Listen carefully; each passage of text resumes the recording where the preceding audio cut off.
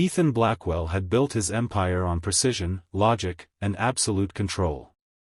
At 38, the billionaire CEO of Blackwell Enterprises was known across New York as a man who made no mistakes, at least not in business. But personally, his life was a fortress of emptiness. Behind his tailored suits and luxury penthouse, loneliness had settled like an old companion.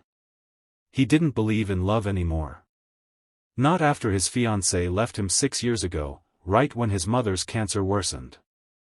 The betrayal carved deep scars that even success couldn't fill. So when his sister, Ava, begged him to try one last blind date, he said yes only to stop her from nagging. "Just one dinner, Ethan," Ava pleaded. "You don't even have to like her. Just be human for a night." That night, he sat in the elegant Italian restaurant she had chosen. A glass of red wine in his hand, his eyes coldly studied the clock. His date was 15 minutes late. Then 20. He sighed. Typical. Another woman who wanted to impress a CEO but couldn't manage punctuality. He was about to leave when a soft voice startled him. "Mr. Blackwell?" He turned, and for the first time in years, his words failed him. The woman standing there wasn't glamorous. Her brown hair was pinned loosely, a few strands framing her delicate face. She wore a modest navy blue dress, nothing flashy. But it wasn't her looks that caught him, it was the wheelchair she sat in. She smiled nervously. "I'm Lily. I hope I didn't keep you waiting too long." Ethan blinked. This had to be some kind of joke.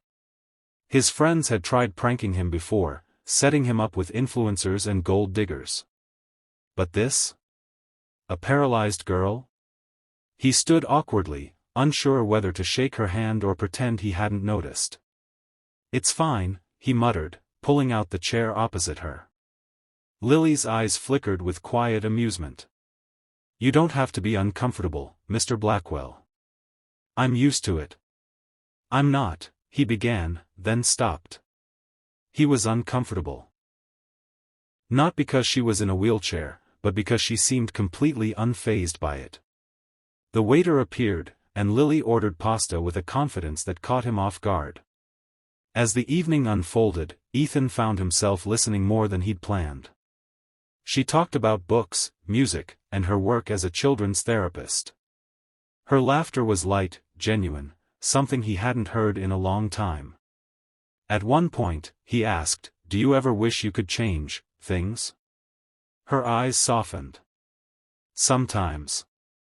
But I realize that being in this chair doesn't define me. What matters is what I still can do, and who I can still help." Ethan felt something stir in his chest, a warmth he hadn't known since his mother was alive. When the night ended, he helped her get a cab despite her protests. As the taxi pulled away, she turned to him and said, "Thank you for giving tonight a chance. You didn't have to." That simple gratitude echoed in his mind long after she was gone. Over the next few days, Ethan tried to bury himself in work. But every time he signed a contract or walked into a board meeting, he remembered her smile. Against his better judgment, he texted her. "Dinner again?" She replied an hour later, "Sure. But this time, you're picking the place." From that night, something began to change. Ethan started noticing the world again, the small kindnesses, the laughter in his office, the warmth of sunlight streaming through his windows. Lily had a way of softening his sharp edges. They saw each other every week. She showed him a side of life he'd long ignored, the joy of helping others, of simplicity, of human connection. One weekend, she invited him to the children's rehabilitation center where she worked. He watched as she guided kids through exercises, their laughter filling the air. A boy named Max, who had lost his leg in an accident, hugged her tightly. "Miss Lily, you're my hero." Ethan stood in the corner, silent. The billionaire who had everything suddenly felt poor next to the woman who had so little yet gave so much. That night, as they sat on a park bench, he finally asked the question that had been haunting him. "Lily, what happened to you? She hesitated, then smiled sadly. A car accident. 4 years ago. I was a ballet dancer before. I thought my life ended that day. But then I met kids who had lost more than I did, and I realized I could still dance, just in a different way. Ethan looked at her, his heart heavy. You're incredible. She laughed softly. No, I just learned to stop being angry at life. The wind brushed through her hair, and for the first time in years, Ethan reached out, not out of pity, but something deeper. He took her hand. You changed something in me, Lily. Her eyes glistened. You just let yourself feel again. That's all. Weeks turned into months. Their connection deepened into something neither dared name. Ethan started funding her therapy center anonymously, expanding its programs.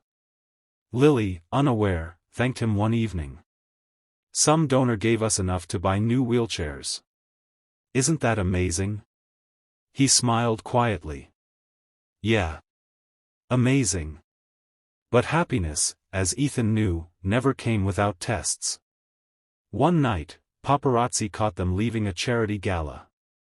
The next morning, headlines screamed, "Cold CEO dates disabled woman, pity or publicity?" His board called it a scandal. Investors panicked.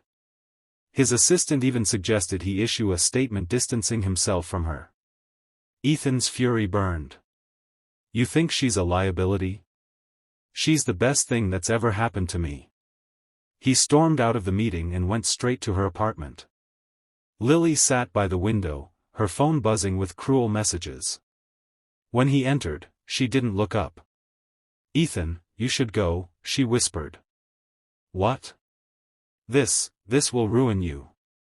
People think I'm using you for sympathy. You don't deserve that. He knelt in front of her, his voice low but fierce.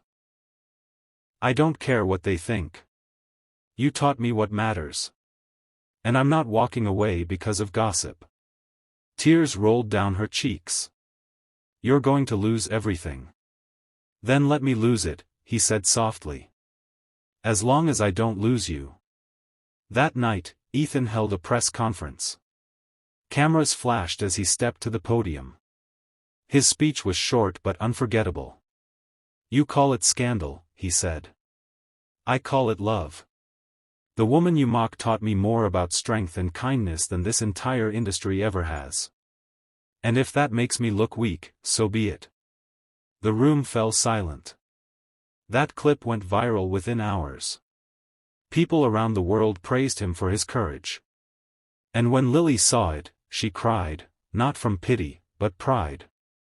Months later, Ethan sold one of his companies and donated the proceeds to build a new rehabilitation center. He named it the Lily Foundation for Hope. On the day of the opening, as children danced in wheelchairs to soft music, he turned to her. You changed my life forever, Lily.